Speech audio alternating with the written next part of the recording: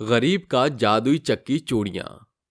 चूड़ी ले लो चूड़ी, सुंदर सुंदर चूड़ियाँ, नीली पीली चमकीली चूड़ियाँ, लाख की चूड़ियाँ, कांच की चूड़ियाँ। सोनपुर गांव में रहने वाली गंगा एक गरीब मनिहारिन थी जो अपनी बेटी परिधि के साथ एक कच्चे पुराने घर में गरीबी में दिन काट रही थी। परिधि महज 5 साल की थी जब उसके पिता की मौत हो गई और घर की जिम्मेदारी गंगा के कंधे पर आ गई। परिधि ने बचपन से ही अपनी माँ की देखा देखी चूड़ियां बनाना सीख लिया। गरीब का जीवन होता ही ऐसा है, उनके बच्चों को झूले और झुनझुने की झिलमिलाहट कहाँ सीखना नसीब होता है। हे भगवान, आज तो सिर्फ 1 ही दर्जन चूड़ियाँ बिकी है। इतनी महंगाई में आटे दाल का भाव भी इतना तेज हो गया है कि इस 20 रुपए में 1 किलो आटा भी नहीं मिलेगा। जो भगवान की इच्छा। गंगा अपने माथे पर चूड़ियों से भरी टोकरी को लेकर गांव की ओर बढ़ जाती है, जहां चौखट पर बैठी उसकी 15 साल की बेटी परिधि बैठी हुई थी। अरे माँ, आप आ गई? हाँ बेटी, पता नहीं किसका मुंह देख कर गई थी। दिन भर में बस बोहनी हुई है। मगर माँ, ये तो हर दूसरे दिन की बात है, और फिर कभी कभी तो चूड़ियाँ की बोहनी भी नहीं होती।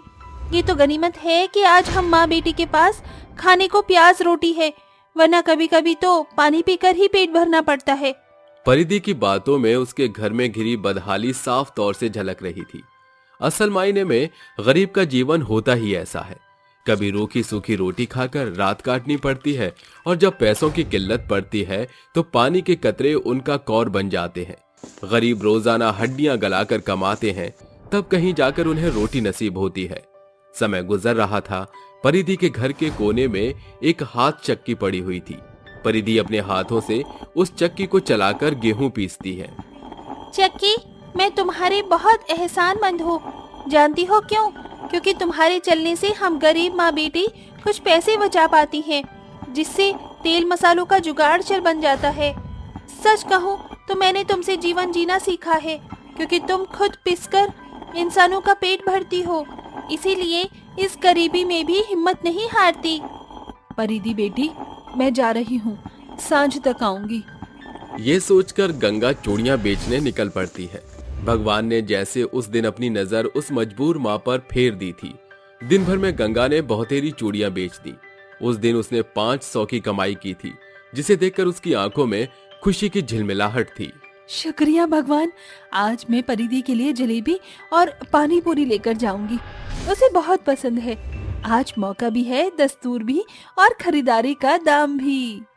गंगा से खुशियां संभालते नहीं संभल रही थी।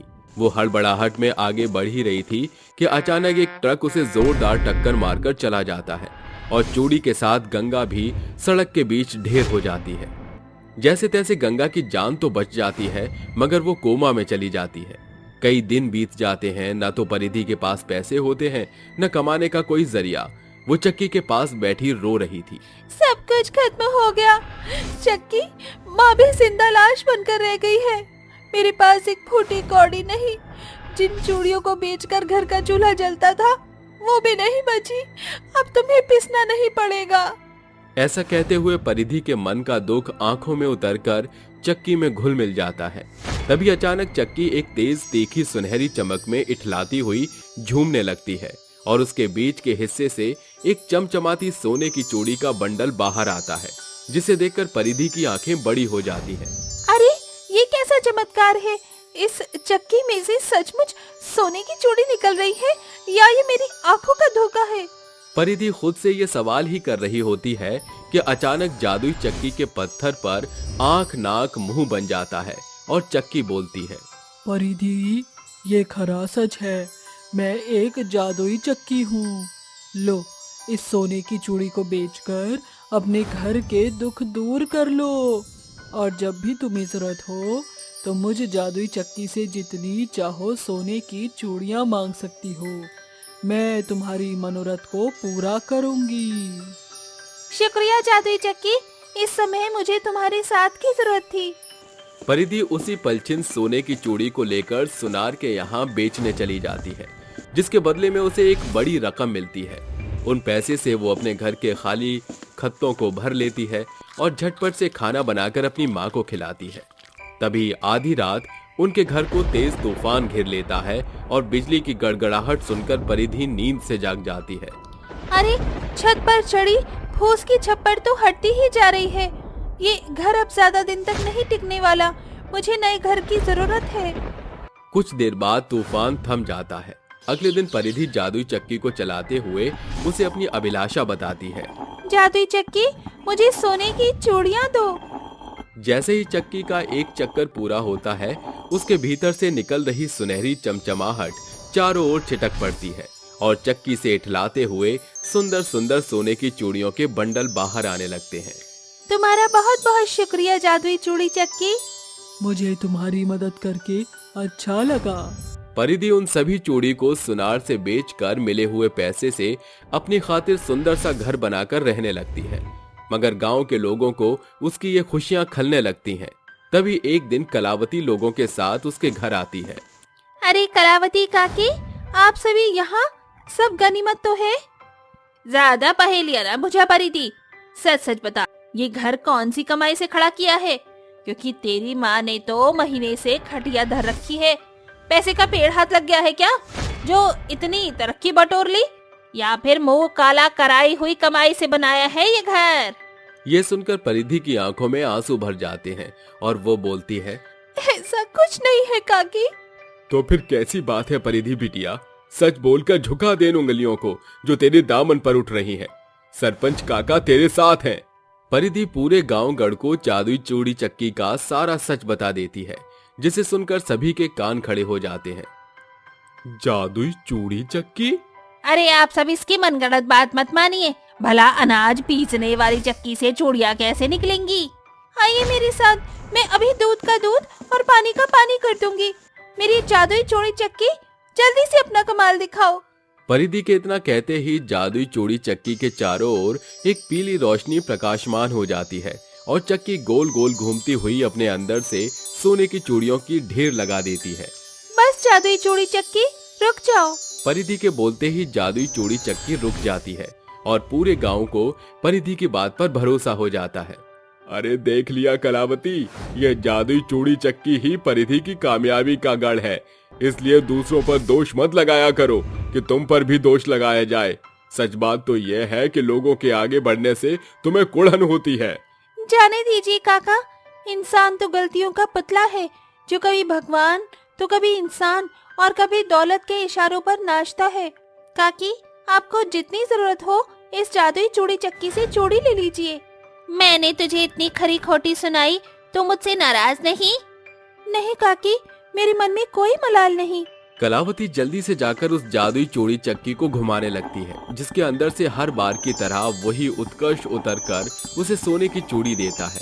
इस तरह परिधि अपने जादुई चूड़ी चक्की से न सिर्फ अपने गांव के निवासियों की हालत बदलती है, बल्कि लाचार लोगों की भी बढ़ चढ़कर मदद करती है। सुबह का समय होता है। लाली और धर्मेश दोनों प्लास्टिक का बोरा उठा लेते हैं और उसके अंदर इधर उधर से कूड़ा बीनना शुरू कर देते हैं। अरे लाली बेटी, जल्दी जल्दी कूड़ा उठा ले, नहीं तो गांव के लोग आ जाएंगे और हमें कूड़ा उठाते हुए देख हमें गांव से ही निकाल देंगे। अरे अरे पिताजी, आप चिंता मत करो, मैं अपने मुंह पर चुन्नी लपेट लूंगी। लाली ऐसा कहकर सड़क पर से कूड़ा उठाना शुरू कर देती है। वहीं उसके पिता धर्मेश भी कूड़ा उठाते हैं। देखते ही देखते वो अपने बोरे के अंदर कई सारा प्लास्टिक और कूड़ा जमा कर लेते हैं। अरे लाली, जितना हुआ उतना ही काफी है, अब हम इसे बेच देते हैं। धर्मेश और लाली दोनों बाप बेटी मिलकर इकट्ठा किया हुआ कूड़ा एक कबाड़ी की दुकान पर ले जाते हैं, जहां वो प्लास्टिक और गत्ता अलग अलग छांट कर बेचना शुरू कर देते हैं, जिसके चलते उन्हें कबाड़ी वाला 50 रुपए दे देता है। चलो अच्छा हुआ, कुछ पैसे तो मिले। अब हम इन पैसों से तुम्हारी माँ की दवाई ले आएंगे।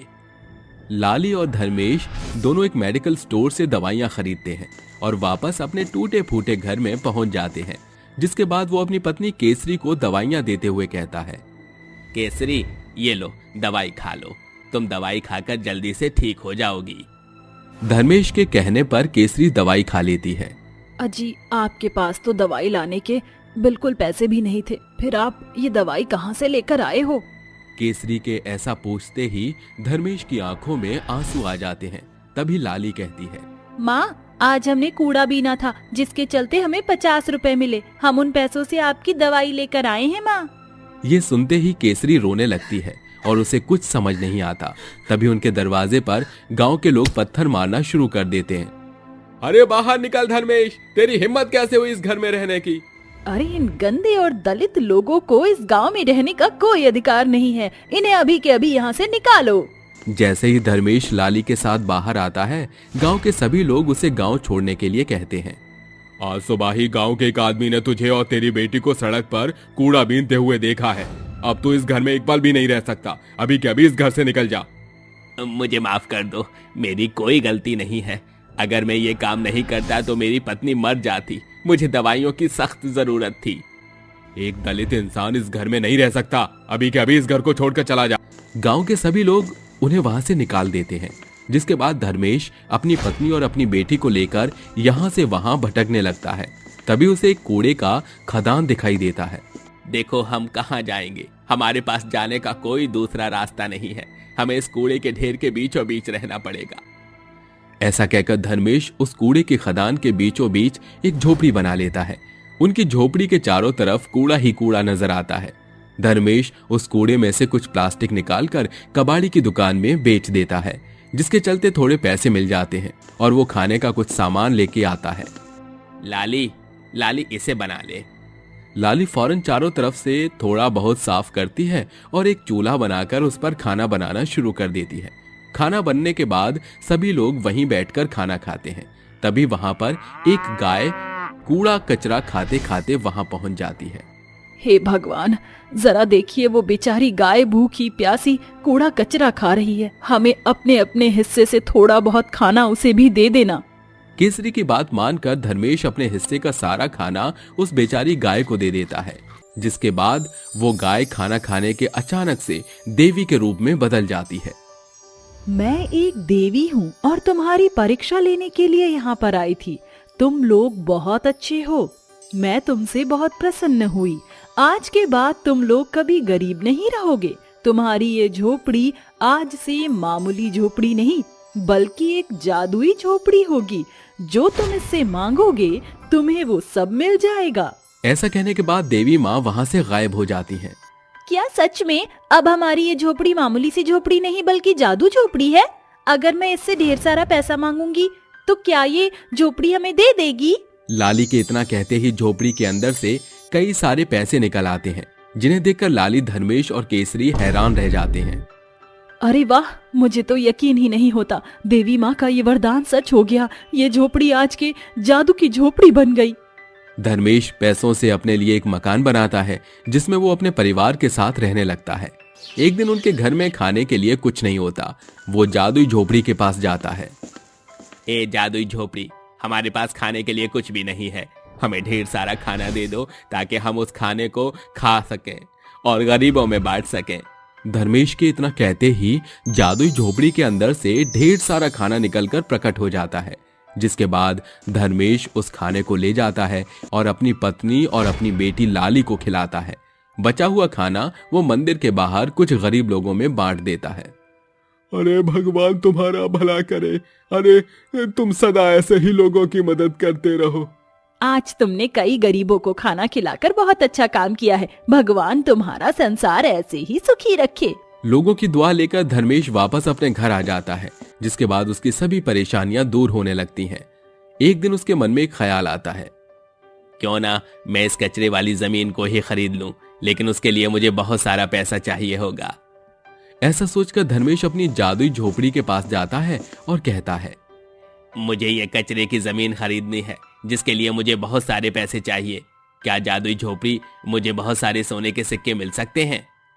धर्मेश के इतना कहते ही जादुई झोपड़ी के अंदर से बहुत सारे सोने के सिक्के निकलकर सामने प्रकट हो जाते हैं, जिसके बाद धर्मेश उन सभी सोने के सिक्कों को लेकर गांव के मुखिया के पास जाता है और उससे कहता है, मुखिया जी, आपने मुझे इस गांव से तो निकाल दिया, लेकिन मैं इस गांव के कचरे वाली जमीन को खरीदना चाहता हूं और उस जमीन की मुंह मांगी कीमत भी देने को तैयार हूं।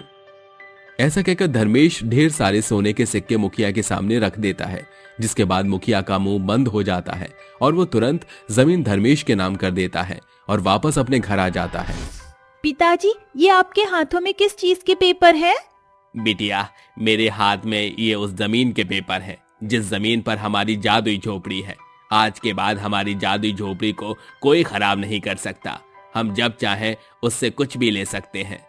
ये सुनने के बाद लाली बहुत खुश होती है, जिसके बाद धर्मेश कूड़े कचरे का बहुत बड़ा बिजनेस शुरू कर देता है और कूड़े कचरे को रिसाइकिल करके बहुत पैसा कमाता है, जिसके चलते वो बहुत अमीर हो जाता है। अब उस गांव में कोई भी कूड़ा कचरा बेचता या कूड़े कचरे का काम करता तो गांव वाले उसे बाहर नहीं निकालते, क्योंकि गांव वाले समझ जाते हैं कि कोई भी काम छोटा या बड़ा नहीं होता, सिर्फ काम करने की अच्छी लगन होनी चाहिए।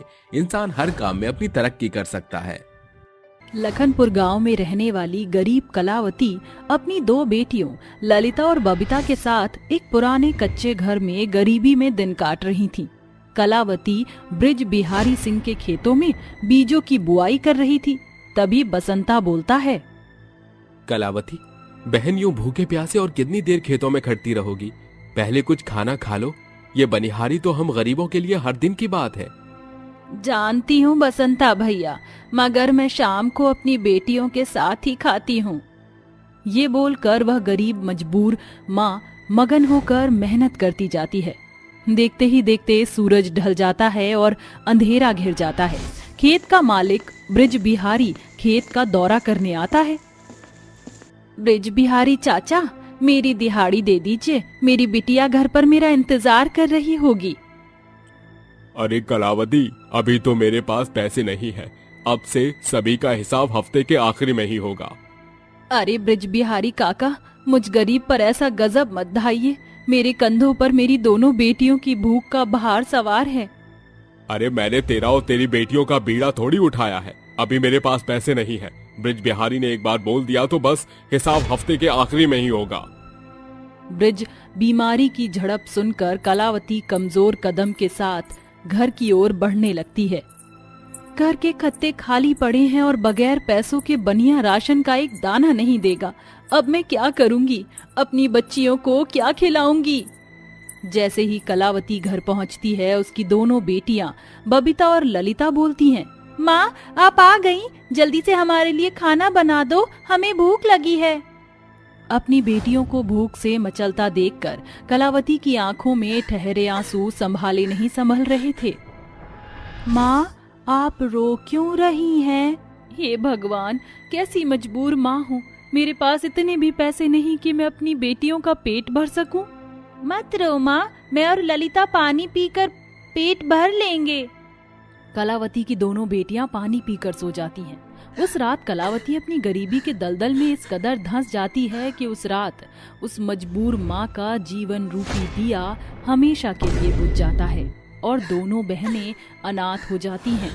उनका जीवन जैसे अंधेरों में डूब जाता है। बबीता दीदी, माँ को क्या हो गया? माँ कुछ बोलती क्यों नहीं? माँ मर गई ललिता, वो भी बाबूजी के पास चली गई। देखते ही देखते 2 दिन बीत जाते हैं। बबीता दीदी, अब मुझसे और भूख बर्दाश्त नहीं होगी। भूख तो मुझे भी लगी है। भूखी बेसहारा बहनें खाने के लिए गांव में सभी का दरवाजा खटखटाती हैं, मगर कोई उन्हें कुछ भी नहीं देता। भूख से भटकती हुई दोनों बहनें खाने की खोज में दूर निकल आती हैं, जहां उनकी नजर एक नदी के बीचों बीच खड़े जादुई सोने के लौकी के पेड़ पर टिक जाती है, जिसे देख बबीता बड़ी बड़ी आंखें करके कहती है, देखो ललिता, इतनी गहरी नदी के बीच ये लौकी का पेड़ कैसे तने खड़ा है? हाँ दीदी, जरा ये देखो, इस जादुई पेड़ पर लटके सोने की लौकी कैसे जुगनू के जैसे चमक रहे हैं। आओ, नदी के किनारे जो नाव खड़ी है उसमें बैठकर तुम इस पेड़ के पास आ सकती हो।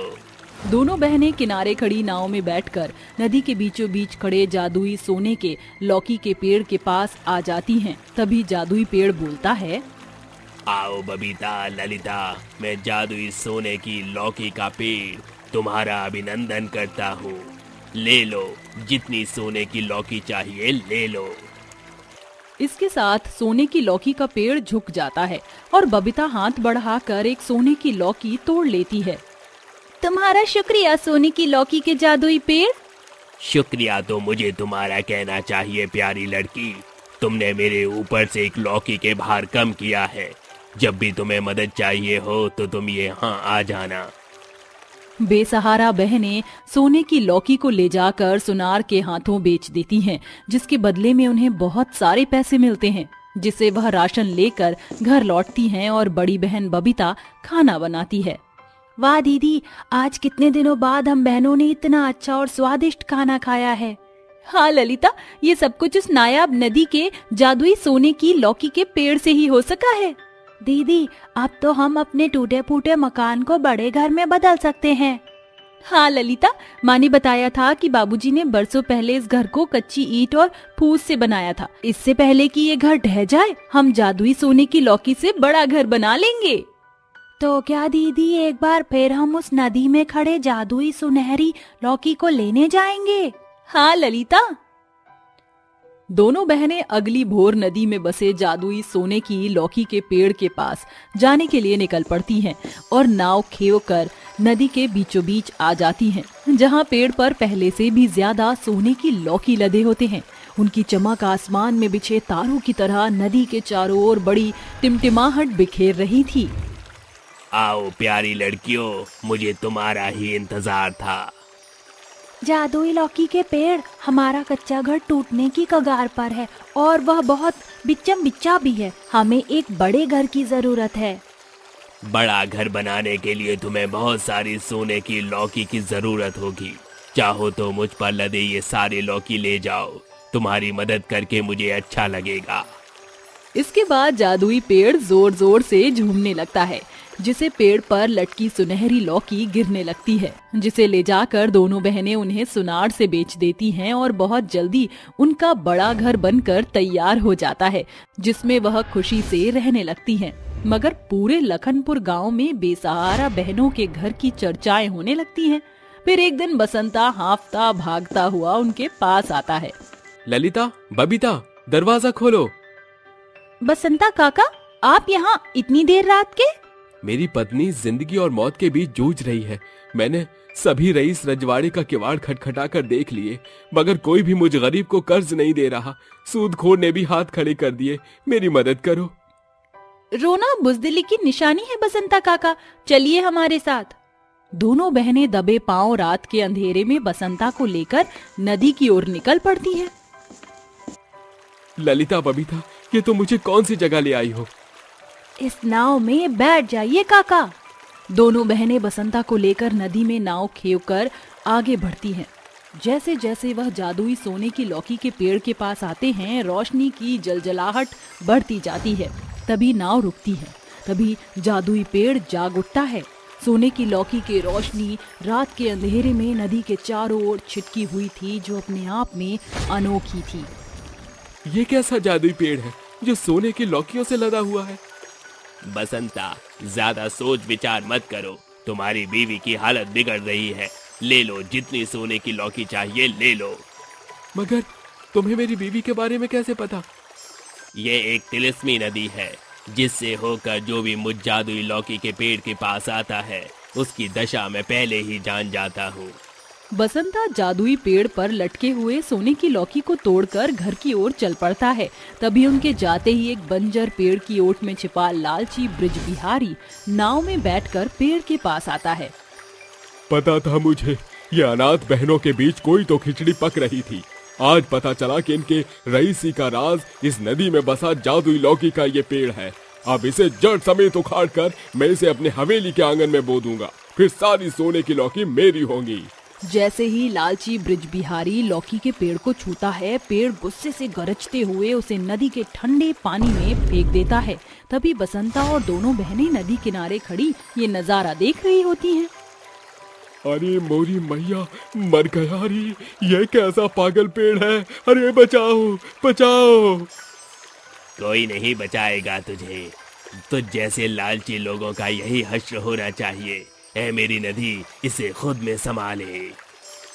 जादुई सोने की लौकी के पेड़ के बोलते ही नदी में एक बड़ी लहर उठती है, जो ब्रिज को ले डूबती है और दोनों बहनें बोलती हैं, आखिरकार लालच इन्हें ले डूबा। इस तरह नदी का पानी ब्रिजबिहारी के लालच के कारण उसे ले डूबता है, जिसके बाद बेसहारा बहनें नदी के बीच बसे जादुई लौकी के पेड़ से लखनपुर गांव में गरीबी मिटाकर लोगों के जीवन को आबाद करके गरीबों के लिए उनका गढ़ ठहरती हैं। ओहो, आज तो मेरा ससुराल में पहला दिन है। पता नहीं ये मिठाई जैसी दिखने वाली सास अंदर से कितनी कठोर बनने वाली है। मुझे तो कुछ समझ नहीं आ रहा, ज्यादा हंसूं या थोड़ा कम हंसूं? कहीं मेरा मेकअप तो खराब नहीं हो गया? हे भगवान, कहीं मैं चुड़ैल तो नजर नहीं आ रही। एक बार शीशे में देख लेती हूँ। मनीषा वॉशरूम के बहाने अपने कमरे में चली जाती है, जिसके बाद वो अपने आप को शीशे में देखती है और कहती है, अरे मेरा मेकअप तो बिल्कुल ठीक है, शुक्र है मैं चुड़ैल नहीं लग रही।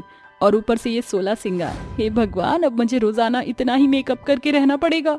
तभी तनीषा की ननद आती है और उससे कहती है, अरे तनीषा भाभी, अभी तक आप इन्हीं कपड़ों में हो? अरे जल्दी से कपड़े चेंज कर लो, आपको पता है ना आपकी और भैया की रस्में शुरू होने वाली हैं। अच्छा, कोई नहीं, मैं जल्दी से तैयार हो जाती हूँ। अच्छा भाभी, मैं ये लहंगा और ज्वेलरी लेकर आई हूँ, आप ये सब पहन लेना और अच्छे से तैयार होकर बाहर आ जाना।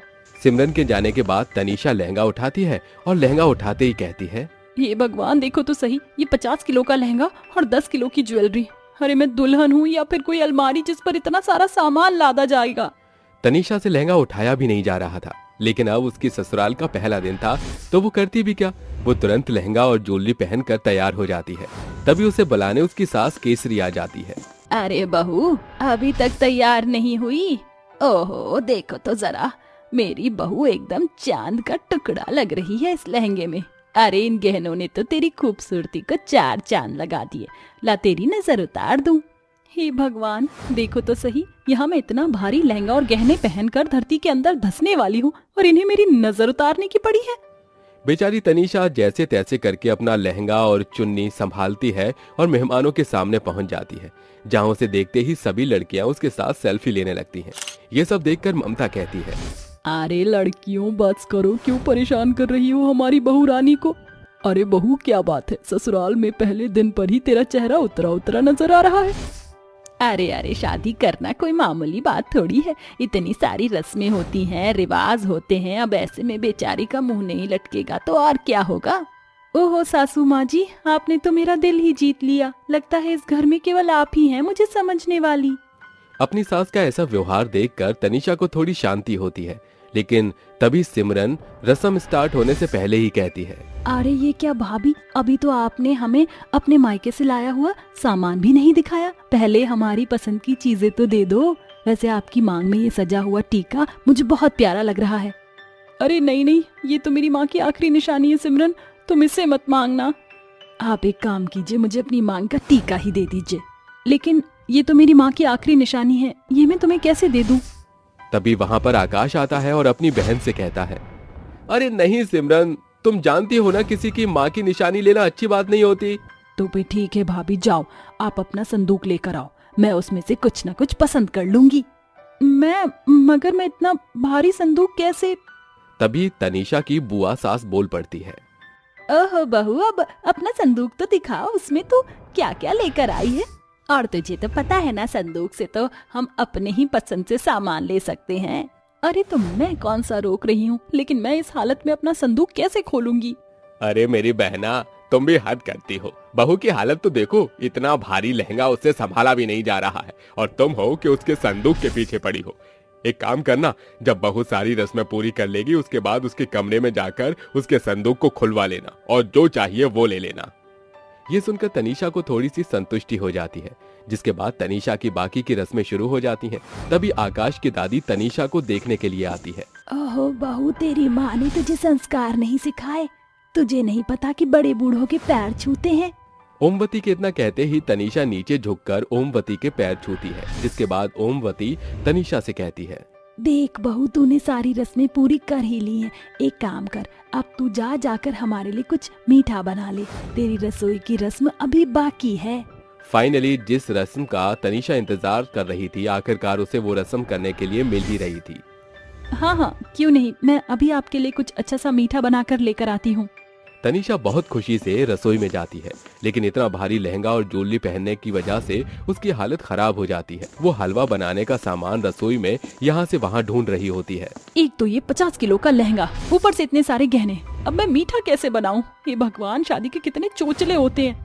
तनीषा सबसे पहले अपने हाथों का चूड़ा उतारती है और अपने गले और कान से सारे गहने उतार कर रसोई में एक तरफ रख देती है, जिसके बाद वो हलवा बनाना शुरू करती है। लेकिन इतनी भारी भरकम लहंगे की वजह से वो पसीने से तरबतर हो जाती है। हे भगवान, कितनी गर्मी है, काश मैं इस लहंगे को उतार कर कुछ हल्का सा पहन पाती।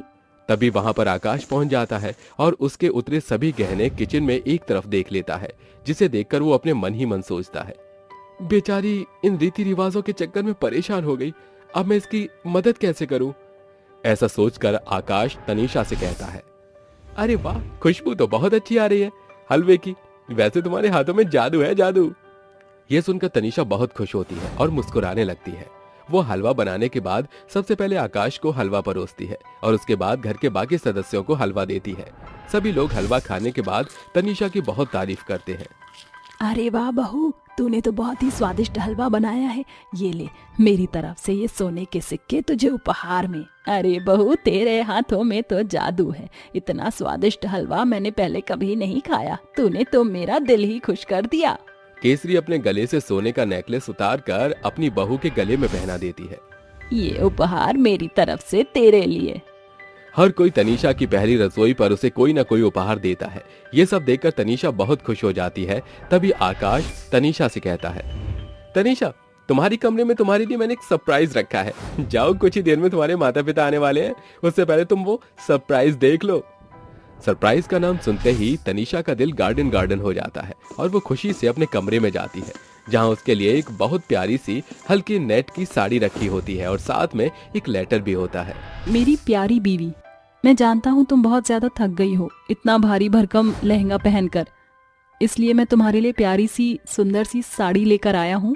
ये बहुत हल्की है और शाम के फंक्शन में भी बहुत प्यारी लगेगी। अपने पति का इतना सारा सरप्राइज देखकर तनीषा बहुत खुश हो जाती है। वो लहंगा उतार कर अपने पति की दी हुई साड़ी पहन लेती है, जिसके बाद वो बहुत प्यारी लगने लगती है। शाम के फंक्शन में वो आराम से सबसे घुल मिल जाती है और सबके साथ बहुत अच्छे से एंजॉय भी करती है। तो ये था हमारी बहू का ससुराल में पहला दिन। इस कहानी को देखने के बाद सभी ने तनीषा की जगह अपने आप को जरूर रखा होगा। आपका ससुराल में पहला दिन कैसा रहा, हमें कमेंट में जरूर बताइएगा। एक गांव में अवंतिका अपने पति बिरजू के साथ रहती थी। वह बहुत ही गरीब थी, जैसे तैसे अपना घर का खर्चा चला रहे थे। अवंतिका झाड़ू पोछा का काम किया करती थी और बिरजू जूतों की फैक्ट्री में काम करता था। ऐसे ही एक दिन बारिश आती है तो उनकी छत से जगह जगह से पानी टपकने लगता है। हे भगवान, हमारी हल्की सी झोपड़ी बरसात का पानी बर्दाश्त नहीं कर पाती, सारा आटा भीग गया, दाल भी सील जाएगी, अब पानी से नुकसान हो गया जी हमारा। तो यही तो मैं कह रहा हूँ, अब घर बनवाने के लिए बहुत पैसे चाहिए, पर हम दोनों मिलकर भी करना चाहें तो बहुत वक्त लग जाएगा घर बनाने में, क्या करूँ? वो तो छोड़िए, ये बारिश भी तो रुकने का नाम नहीं ले रही है ना। अगर इसी बारिश हुई तो इस घर की ईंटें भी टूटने लगेंगी। अब तुम फिक्र मत करो, मैं कुछ सोचता हूँ, बस किसी तरह रात कट जाए। ऐसा कहकर वो सो जाते हैं कि आधी रात में तेज बारिश होने से उसके घर का छप्पर टूटकर गिर जाता है। वह दोनों बच जाते हैं। खिड़की से बाहर देखते हैं तो बाढ़ आने की संभावना काफी पैदा हो चुकी थी। ये देखकर दोनों कहते हैं, हे भगवान, लगता है इस आधी रात में हमें यहाँ से निकलना होगा, वरना बाढ़ के अंदर सब तबाह हो जाएगा हमारा। अरे तबाह तो वैसे भी होने वाला है अवंतिका, जल्दी से जो राशन पानी है या जो ले जा सकते हैं वो जरूरी सामान जल्दी से ले लो, हम दोनों मिलकर उठा लेंगे, हमें अभी निकलना होगा। हाँ, मैं करती हूँ। ऐसा कहकर वह अपना जरूरी सामान ले लेते हैं और घर से आधे पानी में निकल जाते हैं। तभी बारिश के साथ तेज तूफान भी आने लगता है, जिससे उनकी बची कुची झोपड़ी भी उनकी आंखों के सामने ढह जाती है। बहुत देर चलने के बाद उन्हें कोई ठिकाना नहीं मिलता। तभी बिरजू कहता है, हे भगवान, कुछ समझ नहीं आ रहा है, इतनी देर से चले ही जा रहे हैं, कहाँ जाएं? अपना घर भी तो नहीं रहा ना अब। अजी, मैं एक जगह जानती हूँ। वो कल जब मैं फाटक से आ रही थी तो उससे थोड़ी दूर पर एक खाली ट्रेन का डिब्बा था। इस वक्त हमारे अभी वही काम आ सकता है, चलिए। अवंतिका की बात सुनकर बिरजू भी उसके पीछे पीछे जाता है, जहाँ वह ट्रेन के खराब डिब्बे में अंदर बैठकर कहते हैं, शुक्र है जी, बाहर के इतने तेज तूफान बारिश वाले मौसम से हम बच गए। तुम बिल्कुल ठीक कहती हो अवंतिका, इसकी तो सीट भी अच्छी है और यहाँ चद्दर भी मिल गई। मुझे लगता है आधी रात हो रही है, अब हमें सोना चाहिए, कल की कल देखेंगे। जी बिल्कुल। इस तरह से वह दोनों ट्रेन की सीट पर सो जाते हैं। अगले दिन अवंतिका उठकर अपने बचे कुचे लाए राशन से चूल्हे पर खाना बनाती है, जिसे दोनों मिलकर खाते हैं। अरे वाह, इस ट्रेन घर में खाना खाकर मजा ही आ गया। और रात को ना हमें ठंडी लगी, ना कोई पानी गिरा हमारे ऊपर।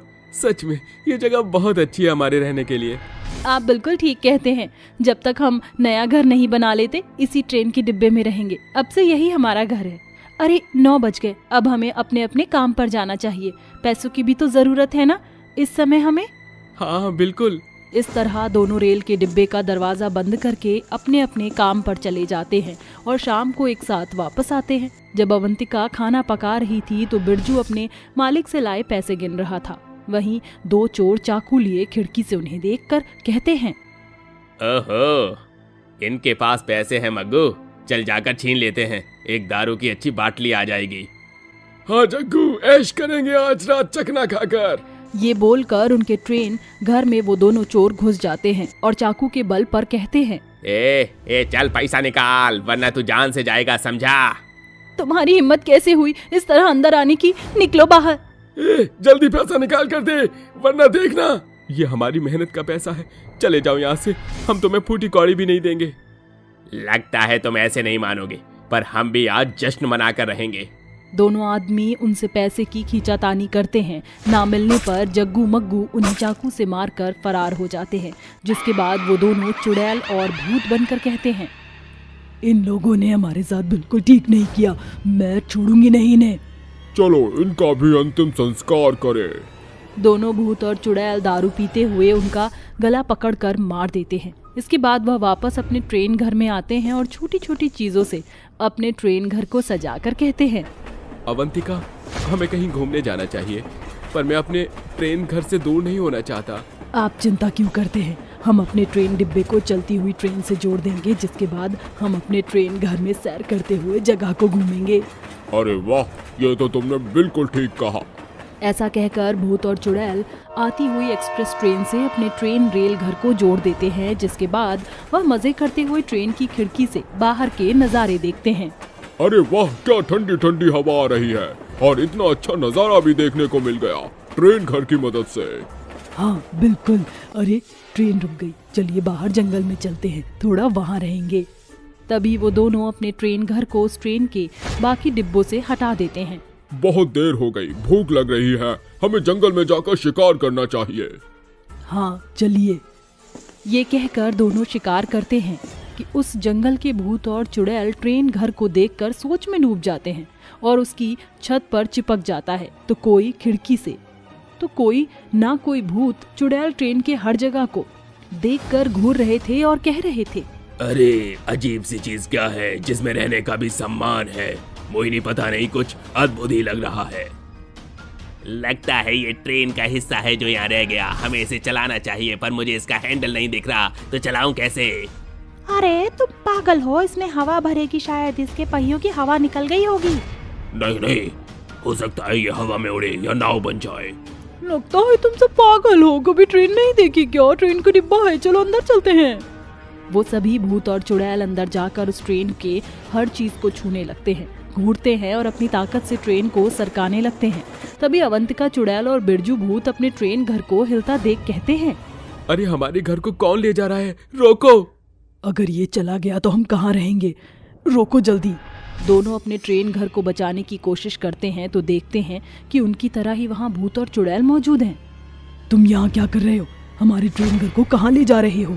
क्या ये तुम्हारा ट्रेन घर है? हमने कभी भी ऐसा ट्रेन घर नहीं देखा, क्या तुम हमें इसके मजे करवा सकते हो? अरे अपनी शक्ल देखी आईना में, जो ट्रेन घर के मजे करोगी, फ्री में तो कुछ नहीं मिलेगा, कबाड़ी जैसी शक्ल के।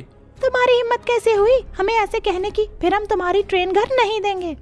ऐसे कैसे नहीं दोगे हमारा ट्रेन घर, तुम्हारा इस पर कोई हक नहीं। चलो निकलो हमारे ट्रेन घर से। अजी कद्दू, शक्ल तो तुम्हारी भी इतनी अच्छी नहीं है जो इस ट्रेन में घर में रहो। आ देखें जरा किसमें कितना है दम, जम के रखना कदम मेरे साथिया। आज न छोड़ूंगा तुझे दम दमादम, दिल में है तूफान भरा दम दमादम। इस तरह सभी भूत और चुड़ैल आपस में ट्रेन घर के लिए लड़ने लगते हैं। क्या होगा आगे दोस्तों, आखिर कौन से भूत और चुड़ैल जीतकर ट्रेन घर को हासिल करेंगे? जानने के लिए अगले भाग के लिए बने रहें।